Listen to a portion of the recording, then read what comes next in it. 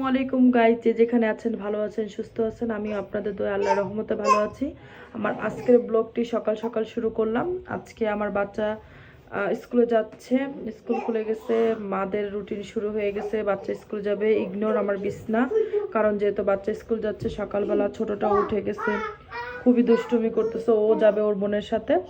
তো আজকের ব্লগটি এখান থেকে শুরু করছি, সবাই দেখতে থাকুন। আমাকে বেশি বেশি সাপোর্ট করবেন, লাইক করবেন, শেয়ার করবেন, কমেন্ট করবেন, সাবস্ক্রাইব করবেন আর দেখতে থাকুন। এই যে আমার মেয়ে বলে দিয়েছে কি, দেখতে থাকুন আমার আজকের ভিডিওটি।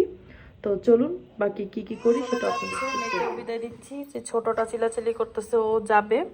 তো আজকে কি করি সেটা আপনাদের সাথে শেয়ার করব। তো মেয়েকে বিদায় দিয়ে আমার হেল্পিং হ্যান্ডে চলে আসছে। তো ওরা যাক, টাটা বাবা, ভালো করে যাও, সুন্দর মতো স্কুলে ভালো করে মন দিয়ে পড়বা, ঠিক আছে? নাস্তা নিয়ে আসলো, তো এখন নাস্তা খাচ্ছি। শীতের দিনে বিছনায় বসে নাস্তা খেতে অনেক ভালোই লাগে।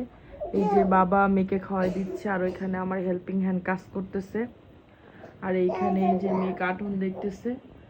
তো বাকি কাজগুলো আপনাদের সাথে শেয়ার করবো। সাথে রং চা বসা দিলাম, যেহেতু তার ঠান্ডা লেগেছে, আবার সে রং চাটাই খায়, দুধ চা খেতে পছন্দ করে না। আমি খাই কিন্তু আমাকে খেতে দেয় না, দুধ চা খেলে নাকি অনেক প্রবলেম হয়। এখানে পেঁয়াজ কাটা রাখলাম আমার হেল্পিং হ্যান্ড দিয়ে। তো দেখা যাক বাকি কি করি সেটা আপনাদের সাথে শেয়ার। বানানো হয়ে গেছে, তো দেখি তার রিয়াকশনটা কি। আমি নাকি সচরাচর তার জন্য কিছু বানাই না, তো চা বানাইছি, দেখি তার মানে রিয়াকশনটা কি। তো চলুন আমার সাথে দেখতে থাকুন সে কেমন করে চাটা দেখে। আর আমি হচ্ছে এই মাটির চায়ের কাপটা হচ্ছে নতুন কিনেছি, তো সেটাতেই তাকে চা দিচ্ছি, দেখি সে কি করে। এই নেন স্যার আপনার চা, বিছানায় বসে বসে চা। কিসে দিলাম, কেমন লাগছে?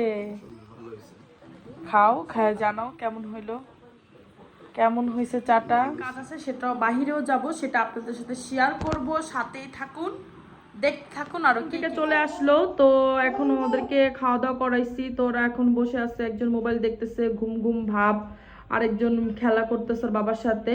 তো এখন ওদেরকে খাওয়াই টাওয়াই ফ্রেশ করে গোসল টোসল করাই দিছি। আমরাই খাওয়া দাওয়া করি নেই, তো এখন আমরা খাওয়া দাওয়া করবো। মাঝখানে রান্না বান্না করেছি, ঘর গুছাতে শেয়ার করা হয়নি। তো কি রান্না করলাম, তো এখন আমরা খাবো, চলেন সেটাই আপনাদের সাথে শেয়ার করি। কক মুরগি রান্না করেছি, টক ডাল করলাম। তো খাওয়াটা শেষ করি, তারপরে বাকি কি করছে সেটাও সন্ধ্যা হয়ে গেছে। তো বাচ্চাকে নিয়ে পড়তে বসালাম, তো পড়াটা শেষ করুক, তারপর ওকে নাস্তা খাওয়াবো। তো সেদিক থেকে আবার আপনার ভাইয়া নিয়ে আসলো বড়ই খাচ্ছি আমি, ও পড়তেছে। পড়া শেষে বাকি কি করি সেটা আপনাদের সাথে শেয়ার করবো। তো এখনো বলতেছে আম্মু আমি একটু মোবাইল দেখি, তো দেখে খাওয়া দাওয়া করে ওকে ঘুম পাড়াই দিব, আমরাও খাওয়া দাওয়া করে ঘুমাই যাব। তো আমি আবার একটু পিঠা বানাচ্ছি বলতে চিতই পিঠা কিনে এনেছে, সেটা ভিজাচ্ছি, সেটা খাবো, আর ভাপা পিঠা খাবো।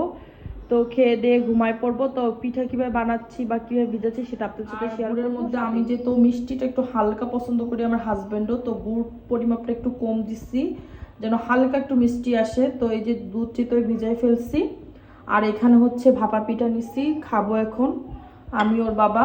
তো আজকে রাতে আর ভাত খাবো না, পিঠাই খেয়ে ফেলবো। তো তো আজকের ব্লগটি এখানেই। সবাই ভালো থাকবেন, সুস্থ থাকবেন, আল্লাহ হাফেজ।